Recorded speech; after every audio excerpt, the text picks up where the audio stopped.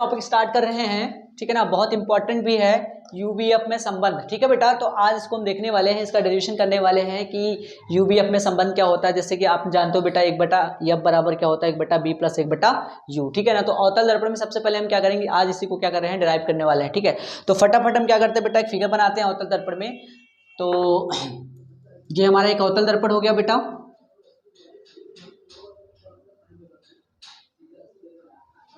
इसका नाम हम आपको दे देंगे, क्या नाम दे दे भैया, M1 और M2। और ये हमारा मुख्य अक्ष होता है, आपको पता है। इसका ध्रुव होता है ये हमारा C होता है, और इनके बीच में क्या होता है, हमारा F होता है, ठीक है। अब देखो ध्यान से, अब इसी मुख्य अक्ष के ऊपर हमने बेटा एक वस्तु रख लिया जिसका नाम क्या है, AB,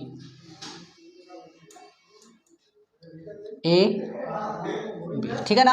अब आपको मैंने आपको दर्पण में आरेख खींचने के नियम बताया था दर्पण में, कि अवतल दर्पण में 3 नियम होते हैं कि अगर कोई प्रकाश किरण मुख्य अक्ष के समांतर चलती है तो दर्पण से टकराने के बाद मुख्य फोकस F से होकर जाती है। दूसरी प्रकाश किरण बेटा वक्रता केंद्र से होकर जाए तो उसी मार्ग में, दर्पण से टकराने के बाद उसी मार्ग में वापस लौट आती है। तीसरा मैंने आपको ये बताया था कि अगर कोई प्रकाश किरण मुख्य फोकस से होकर जाएगी तो दर्पण से टकराने के बाद क्या हो जाती है, मुख्य अक्ष के समांतर हो जाती है, ठीक है ना। तो 3 नियम दिए थे बेटा। अभी हम क्या करने वाले, 2 नियम का क्या करेंगे, उपयोग करके हम क्या करेंगे, प्रतिबिंब बनाएंगे। उसके बाद हम क्या करेंगे, डेरिवेशन स्टार्ट करेंगे। तो देखो ध्यान से, मान लिया बेटा कि ये जो वस्तु है, वस्तु के शीर्ष से पहली जो प्रकाश किरण है वो मुख्य अक्ष के समांतर चली। चलने के बाद बेटा ये दर्पण के बिंदु यम पर आपतित हुई, बिंदु यम पर आपतित हुई। अब आपको पता है कि अगर कोई प्रकाश किरण मुख्य अक्ष के समांतर चलेगी बेटा तो दर्पण से टकराने के बाद क्या हो जाती है, मुख्य फोकस एफ से होकर जाती है। दूसरी प्रकाश किरण बेटा हमने कहां से पास करा दिया बेटा, वक्रता केंद्र से पास करा दिया। अब आपको पता है कि जब प्रकाश किरण वक्रता केंद्र से होकर जाती है तो दर्पण से टकराएगी, और टकराने के बाद उसी मार्ग में वापस लौट आती है। और प्रतिबिंब का निर्माण कब होता है बेटा, कि जब 2 या 2 से अधिक किरणें किसी बिंदु पर मिलती हैं तो उसका जो प्रतिबिंब बनता है बेटा, वहां पे वास्तविक प्रतिबिंब बनता है, और मिलती हुई प्रतीत होती है तो कैसा प्रतिबिंब बनता है, आभासी। तो आपको पता है एक प्रकाश किरण ऐसे जा रही है, दूसरी प्रकाश किरण ऐसे जा रही है, तो कहीं ना कहीं बेटा ये दोनों प्रकाश किरणें यहाँ पे मिल रही है, इस बिंदु पर यहाँ पे कट कर रही है। तो हम कह सकते हैं इस वस्तु का प्रतिबिंब कहाँ पर बनेगा, यहाँ पर बनेगा। कैसा बनेगा बेटा, जब रियल में मिलती है तो वास्तविक बनता है, वास्तविक जब भी बनता है तो उल्टा भी बनता है, और क्या नाम, वस्तु से छोटा भी बनता है और वस्तु से बड़ा भी बनता है। तो हम मान लेते हैं इस वस्तु का प्रतिबिंब कहाँ पर बना, यहाँ पर बना, और उसका नाम क्या है बेटा, A1 B1, ठीक है ना। और फिर हमने अगला क्या कर लेते हैं, बिंदु यम से मुख्य अक्ष पे एक लंब डाल देते हैं जिसका नाम है बेटा MN, ठीक है। अब कहानी कैसे लिखोगे, कहानी लिखने का तरीका मैं आपको बता रहा हूं, ठीक है बेटा, क्योंकि आपको पता है। और एक चीज और बेटा, वस्तु की दूरी को हम किससे लिखते हैं, U से लिखते हैं। प्रतिबिंब जहां बनता है, प्रतिबिंब की दूरी को हम किससे लिखते हैं, V से लिखते हैं। और ये चीजें मैं बता चुका हूं बेटा कि P और F के बीच की दूरी को फोकस दूरी कहते हैं, P और C के बीच की दूरी को वक्रता त्रिज्या कहते हैं। ये सब चीजें हमने क्या कर रखा है बेटा, डिस्कस कर रखा है अपने लास्ट वाले वीडियो में, ठीक है। तो अगर आपने वो वीडियो नहीं देखा है तो उसको पहले देख लो कि F और P के बीच की दूरी को हम फोकस दूरी कैसे कहते हैं, P और C के बीच की दूरी को वक्रता त्रिज्या कैसे करते हैं, ठीक है ना। ये सारी चीजें देख लोगे क्योंकि उसका उपयोग हम यहाँ पे करने वाले हैं, ठीक है। तो देखो ध्यान से, कहानी क्या लिखना बेटा कि M1 M2 क्या है, एक अवतल दर्पण है जिसका ध्रुव P है, मुख्य फोकस F है, वक्रता केंद्र क्या है, C है, ठीक है ना। अगला फिर क्या लिखोगे कि मुख्य अक्ष पर कोई वस्तु AB स्थित है, वस्तु AB के शीर्ष A से प्रथम प्रकाश किरण क्या होती है बेटा, मुख्य अक्ष के समांतर चलती है, और दर्पण से टकराने के बाद कहां से होकर जाती है बेटा, मुख्य फोकस F से होकर जाती है। तथा दूसरी प्रकाश किरण वक्रता केंद्र से होकर जाती है और दर्पण से टकराने के बाद उसी मार्ग में वापस लौट आती है।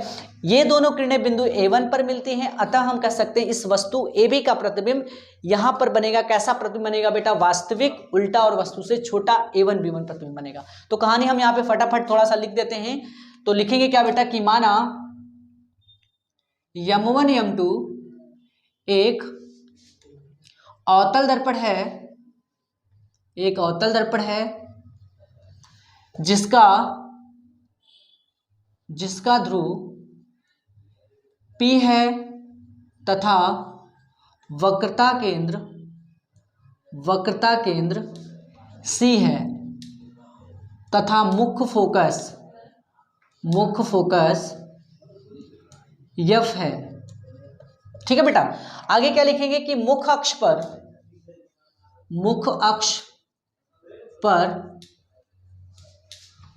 कोई वस्तु AB स्थित है, वस्तु AB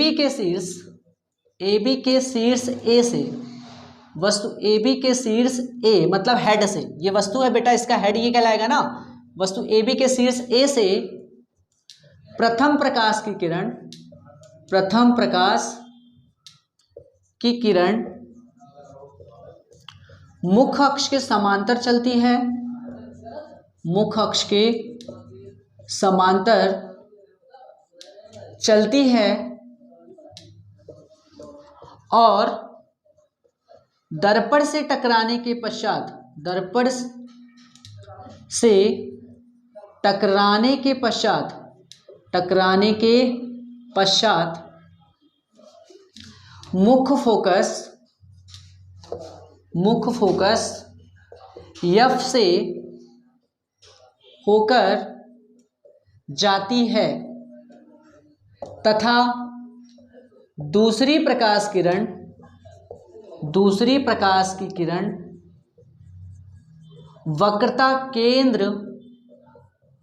वक्रता केंद्र सी से होकर जाती है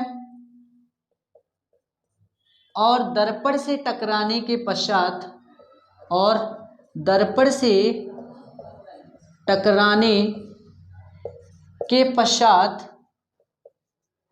उसी मार्ग में वापस लौट आती है, वापस लौट जाती है। ये दोनों किरणें बिंदु कौन से बेटा A1 पर मिलती हैं, अतः हम कह सकते हैं बेटा, अतः वस्तु AB मतलब इस वस्तु AB का कैसा प्रतिबिंब बेटा, वास्तविक, उल्टा तथा वस्तु से छोटा प्रतिबिंब A1B1 बनाती है, A1B1 बनाती है। और अगला पॉइंट क्या लिख लेंगे बेटा कि दर्पण के बिंदु यम से मुख्य अक्ष पर डाला गया लंब यम यन हो तो लिखेंगे क्या, बिंदु यम से बिंदु एन पर, या वैसे लिख सकते हैं बिंदु यम से मुख्य अक्ष पर डाला गया लंब कितना हो बेटा, यम यन हो तो। अब आगे हम डेरिवेशन अपना कंटिन्यू कर रहे हैं बेटा, ध्यान से सुनो।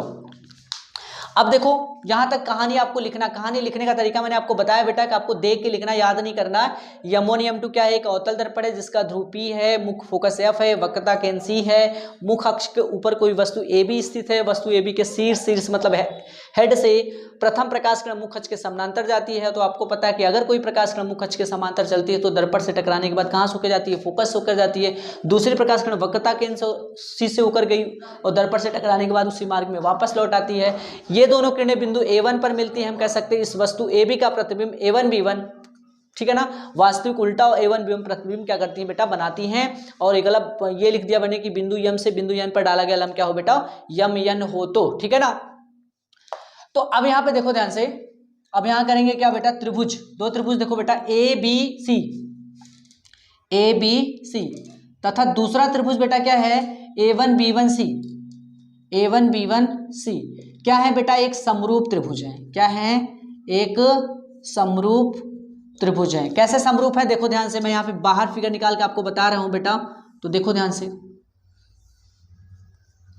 इस तरह से बेटा हमारा एक त्रिभुज है, ये हमारा A है, ये हमारा B है, ये C है, ये A1 है और ये क्या है, B1 है। तो आपको दिख रहा है बेटा कि इसमें दो त्रिभुज है, एक त्रिभुज ये, एक त्रिभुज ये 90 है तो ये भी क्या है, 90 है। अगर हम कहते हैं ये अल्फा होगा तो ये भी क्या होगा, क्योंकि अल्फा होगा, क्योंकि ये क्या है, शीर्षाभिमुख कोण है बेटा। अगर दो रेखाएं एक दूसरे को क्या करती हैं, प्रतिच्छेदित करती हैं, जहां पर प्रतिच्छेदित करती हैं कटान बिंदु पर बने कोण क्या होते हैं, आपस में सामने बराबर होते हैं। और कैसे कोण होते हैं बेटा, शीर्षाभिमुख कोण होते हैं। तो हम कह सकते हैं कि अगर किसी त्रिभुज का मतलब ये कोण इसके बराबर हो गया, ये कोण इसके बराबर हो गया, तो किसी भी त्रिभुज के दो कोण आपस में बराबर हो जाते हैं तो तीसरा ऑटोमेटिक क्या हो जाता है, बराबर हो जाता है और समरूप हो जाते हैं बेटा। तो समरूप की प्रॉपर्टी भी होती है कि उनकी जो संगत भुजाएं होती है बेटा वो क्या होती है, आनुपातिक होती है। तो हम कह सकते हैं कि ये भुजा बटे ये भुजा हो सकता है, ये भुजा बटे ये भुजा हो सकता है और ये भुजा बटे ये भुजा हो सकता है। तो लिखेंगे क्या बेटा कि क्या लिखा है, ABC तथा A1 B1 C एक समरूप त्रिभुज है, इसलिए इनकी संगत भुजाएं या संगत भुजा क्या होती बेटा, आनुपातिक होता है या समानुपातिक, आनुपातिक होता है, आनुपातिक होता है, ठीक है ना।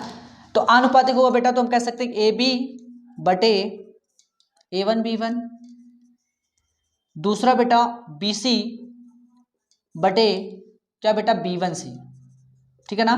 मतलब ये भुजा बटे ये भुजा, ये भुजा बटे ये भुजा, इसको समीकरण नंबर कितना मान ले बेटा, 1, ठीक है। अब दूसरा त्रिभुज देखें बेटा, दूसरा त्रिभुज क्या है, त्रिभुज यम यन यफ, देखो यहाँ पे त्रिभुज यम यन यफ तथा त्रिभुज A1 B1 यफ भी क्या है बेटा, एक समरूप त्रिभुज है। कैसे भैया, इसको भी आप देख लो जरा प्यार से, ये हमारा त्रिभुज है बेटा, यहाँ पे हम ना बना के बेटा यहाँ बनाते हैं, इसको आपने लिख लिया होगा तो हम क्या करते हैं, इसको थोड़ा सा रफ करते हैं, यहाँ पे आपको समझाते हैं बेटा, क्योंकि ज्यादा नीचे चला जाएगा फिर समझ में नहीं आएगा। क्या मैंने बताया कि त्रिभुज यम एन एफ तथा त्रिभुज A1 B1 एफ क्या है बेटा, एक समरूप त्रिभुज है। कैसे बेटा, देखो ध्यान से आप, ये हमारा क्या है, यम एन एफ है, और ये वाला त्रिभुज हमारा क्या है बेटा, इस तरह से,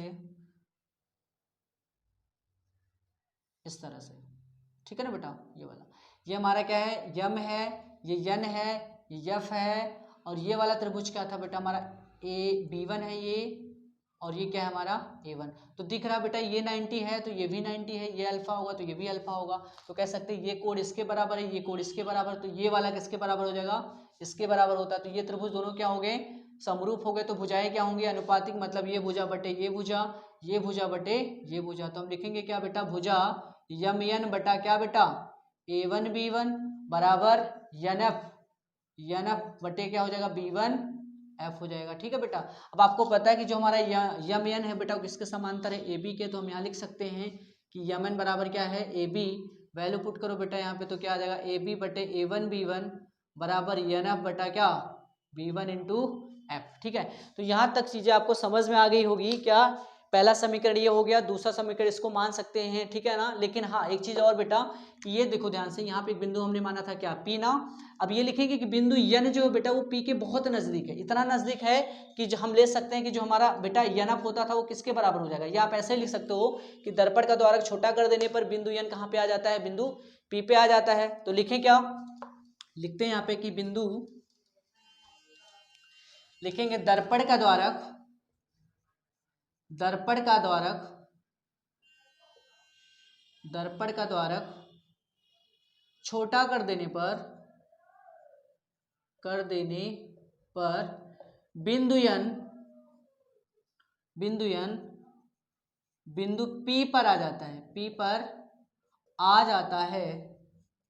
अतः हम कह सकते हैं जो हमारा यनफ होता था वो अब किसके बराबर होने लगेगा, PF के बराबर। तो हम लिख सकते हैं कि अतः यनफ बराबर क्या हो जाएगा भैया, PF। ये वैल्यू पुट कर दो यहाँ पे, तो हमें क्या मिल जाएगा बेटा, AB बटे A1 B1 बराबर PF बटे B1 इंटू एफ। इसको समीकरण नंबर क्या मान ले भैया, अब 2।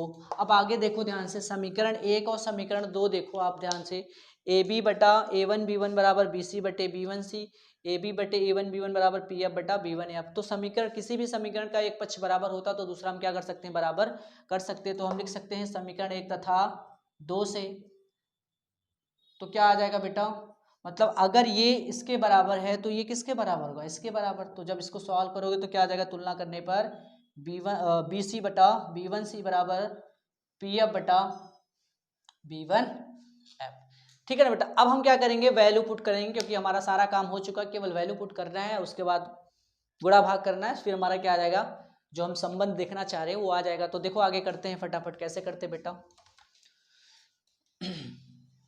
देखो यहाँ पे क्या आया हमारा, BC बटे B1 C बराबर PF बटा B1 F।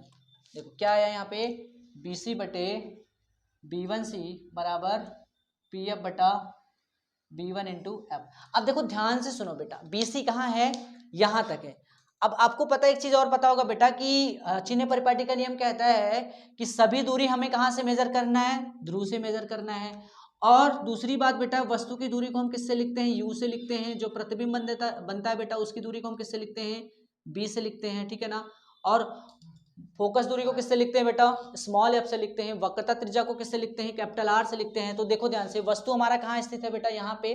तो P से लेकर B तक की दूरी को हम क्या कहेंगे, U कहेंगे। तो यहाँ पे लिख लेंगे क्या कि जो हमारा PB है बेटा वो क्या है, U है। लेकिन चिन्ह परिपाटी के नियम पे, ठीक है, नहीं सर चाय वगैरह रख दीजिए, अभी पी लेते हैं, ठीक है। आप धन्यवाद धन्यवाद सर जी, ठीक है। तो बेटा पहले आप देख लीजिए, उसके बाद हम चाय पियेंगे, क्योंकि डेरिवेशन करा दें उसके बाद। तो देखो बेटा, P से लेकर B तक की दूरी क्या है, U है। चिन्ह परिपाटी के साथ रखोगे तो चिन्ह परिपाटी का नियम क्या कहता है कि प्रकाश की दिशा में नापी गई दूरी क्या होती है, धनात्मक होती है। प्रकाश के विपरीत दिशा में नापी गई दूरी क्या होती है, ऋणात्मक होती है। और सभी दूरी हम कहां से मेजर करते हैं, दर्पण के ध्रुव से ही मेजर करते हैं। और मुख्य अक्ष के ऊपर नापी गई लंबाई धनात्मक, उसके नीचे नापी गई लंबाई ऋणात्मक होती है। तो देखो ध्यान से, हम दूरी कहां से ले रहे हैं, P से लेकर B तक की दूरी, इधर दूरी नाप रहे हैं, लेकिन प्रकाश किधर जा रहा है, इस दिशा में। तो हम क्या लिख सकते हैं, PB बराबर माइनस का U। P से लेकर B1 तक की दूरी क्या है, PB1 बराबर क्या है बेटा, प्रतिबिंब की दूरी है ना, इसको हम किससे लिखते हैं, V से लिखते हैं। और P से ये वाला दूरी हमारा U था बेटा, हमने लिख दिया। तो PB1 क्या है बेटा, V है। लेकिन हम इधर दूरी मेजर कर रहे हैं, प्रकाश उधर जा रहा है, तो माइनस का V हो जाएगा। दूसरा बेटा, P से लेकर F तक की दूरी क्या होती है बेटा, स्मॉल एफ होता है। ये भी चिन्ह परिपाटी के साथ रखेंगे तो क्या हो रहा है, स्मॉल एफ हो जाएगा। और तीसरा बेटा कि P से लेकर C तक की दूरी क्या होती है बेटा, वक्रता त्रिज्या होती है। चिन्ह परिपाटी के साथ रखोगे तो क्या हो जाएगा, माइनस का R हो जाएगा, ठीक है। तो सारी वैल्यू आप यहाँ पे पुट कर सकते हैं, बट पहले हमें ये पता होना चाहिए BC को हम क्या लिख सकते हैं। तो BC को देखो आप क्या लिख सकते हो बेटा, BC कहाँ है, ये वाली दूरी हमें निकालना। पूरी दूरी हमको पता है PB क्या है बेटा, U, ये पता है हमको। PB में से हम क्या कर दें बेटा, PC घटा दें तो हमें क्या मिल जाएगा, BC मिल जाएगा। तो हम BC का स्थान पे क्या लिख सकते हैं, PB माइनस PC बटे। अब B1C को क्या लिख सकते हैं, ये वाली दूरी, देखो ध्यान से, ये चीज हमें निकालना है। तो हम क्या करें, PC में से बेटा PB1 घटा दें तो हमें क्या पता चल जाएगा, B1C। तो हम B1C को क्या लिख सकते हैं, PC माइनस PB1, ठीक है, बराबर PF तो हमें पता है बेटा, PF को ऐसे रख देते हैं, B1F क्या है, ये वाली दूरी। अब B1F कैसे निकालोगे बेटा, PB1 में से हम क्या करते हैं, PF घटा दे तो हमें क्या मिल जाएगा, B1F मिल जाएगा। तो हम यहाँ लिख सकते हैं PB1 माइनस PF। अब इसको समीकरण नंबर आप क्या 3 मान सकते हो बेटा, क्या मान सकते हो इसको 3। अब सारी वैल्यू यहाँ पे आप क्या कर सकते हो, पुट कर सकते हो। देखो कैसे पुट करेंगे, PB का मान कितना है, माइनस यू, PC का मान कितना है, माइनस R, और माइनस माइनस क्या हो जाएगा, प्लस का R हो जाएगा, बटे बेटा फिर PC का मान क्या, माइनस R, फिर माइनस है, PB1 कितना है, माइनस माइनस माइनस क्या हो जाएगा, प्लस का भी हो जाएगा, बराबर PF का मान कितना है बेटा, माइनस का F। हाँ यहाँ पे माइनस का F होगा बेटा, हमने माइनस नहीं लगाया ना, क्योंकि दूरी आप इधर मेजर कर रहे हो। तो ये भी क्या हो जाएगा, माइनस का F बटे PB1 क्या है, माइनस का V, और फिर PF मतलब माइनस माइनस प्लस का F, ठीक है। इतना तो आपको समझ में आ गया। अगला चीज देखो, अब यहाँ पे क्या करते हैं, यहाँ पे थोड़ा स्कोर अप करते हैं बेटा। अब यहाँ पे आगे से करते हैं, देखो क्या आ गया हमारा, ये आ गया कि माइनस यू प्लस का R बटे माइनस R प्लस का V बराबर माइनस का F बटे माइनस का B प्लस का F, ठीक है ना, ये दे रखा है। और अभी इसके पीछे मैंने आपको पढ़ा रखा कि R बराबर क्या होता है, 2F। ये वैल्यू R के स्थान पे रखो तो माइनस यू प्लस का 2F और बटे माइनस का 2F और प्लस का V बराबर माइनस का F बटे क्या, माइनस V प्लस का F। अब हम करें क्या बेटा, इसका गुणा इसमें, इसका गुणा इसमें, तो कर लेते गुणा यार, गुणा करने में क्या जाता है, जल्दी से कर ले फटाफट। तो माइनस V प्लस F और बराबर क्या, माइनस का F और माइनस का 2F प्लस B। गुणा करो भैया, इस माइनस यू का गुणा माइनस बी में करोगे तो माइनस माइनस प्लस आ जाएगा UB, इसका गुणा इसमें करोगे तो माइनस का UF, इसका गुणा इसमें करोगे तो माइनस का 2FB, इसका गुणा इसमें करोगे तो प्लस का 2F स्क्वायर। आगे बेटा इसका गुणा इसमें करोगे तो माइनस माइनस प्लस, यहाँ पे क्या बचेगा 2F स्क्वायर, इसका गुणा इसमें करोगे तो माइनस का FB। अब इन सब चीजों को किधर लाए बेटा, बराबर में इधर आएगा तो माइनस वाला प्लस हो जाएगा और प्लस वाला माइनस होगा, तो ले आओ बेटा इधर। तो UB minus UF minus 2FB और प्लस का 2F स्क्वायर, और इधर आएगा तो माइनस का 2F स्क्वायर और प्लस का FB बराबर क्या, 0। अब जो कुछ कट रहा है ये कट गया। अब बचा क्या बेटा, UV माइनस यू एफ और माइनस का 2FB और प्लस का FB बराबर क्या 0। अब माइनस का 2FB में से हम एक FB घटा देंगे तो क्या बचेगा माइनस का FB, तो UB माइनस UF और माइनस का FB बराबर क्या भैया 0। अब ये दोनों माइनस है, इसको उधर ले जाए तो दोनों क्या हो जाएंगे प्लस हो जाएंगे, तो हम लिख सकते हैं UB बराबर क्या UF प्लस FB। अब ये क्या करेंगे बेटा, अब हमारा क्या हो गया, अब ये तो निकल के आ गया, अब हम क्या करें दोनों पक्षों में UBF से भाग दे दें, तो लिखेंगे क्या दोनों पक्षों में UBF से क्या करने पर बेटा भाग देने पर, तो भाग दे दो बेटा, तो क्या हो जाएगा इधर आ जाएगा UB बटे UVF बराबर UF बटा UBF प्लस का FB बटा UBF। देखो कुछ कट रहा है, UB कैंसिल आउट हो गया, UF कैंसिल आउट हो गया, FB कैंसिल आउट हो गया, तो यहाँ पे क्या बचा बेटा 1 बटा F बच गया, यहाँ पे बचा 1 बटा V बच गया और यहाँ क्या बच गया प्लस का 1 बटा U बच गया। और यही क्या करना था हमको सिद्ध करना था, ठीक है। तो आप लिख सकते हो कि जहां F क्या है बेटा फोकस दूरी है, ठीक है, U क्या है वस्तु की दूरी है, ठीक है, और V क्या है प्रतिबिंब की दूरी है, ठीक है। तो ये बेटा इंपॉर्टेंट डेरिवेशन था, ठीक है, तो इसको आप नोट करोगे, 1-2 बार प्रैक्टिस करोगे आ जाएगा, ठीक है। तो आज के लिए बस इतना ही करते हैं, ठीक है। अगले वीडियो में हम देखेंगे कि अवतल दर्पण के लिए कैसे करते हैं, ठीक है ना, यही संबंध देखेंगे, आएगा इतनी, लेकिन दर्पण चेंज होगा, क्या कौन सा दर्पण होगा अवतल दर्पण, ठीक है। और थोड़ा 1-2 बार प्रैक्टिस करोगे तो आसान है बेटा, हो जाएगा, ठीक है। कहानी लिखना मैंने आपको सारी चीज बताया है कैसे कैसे करना है, केवल ज्योमेट्री आपको आनी चाहिए, क्योंकि सेकंड जो फिजिक्स है बेटा रे ऑप्टिक्स उसमें आपको ज्योमेट्री आनी चाहिए, ज्योमेट्री आती है तो आपको फिजिक्स में कोई दिक्कत नहीं होगी, ठीक है। तो बस आज के लिए बस इतना ही करते बेटा, और अगर आप हमारे चैनल पर नए हैं तो लाइक और सब्सक्राइब और बेल आइकन का बटन जरूर प्रेस कर लेना बेटा, ताकि कोई भी वीडियो अपलोड हो किसी भी सब्जेक्ट का उसका नोटिफिकेशन आपको मिल जाए। धन्यवाद।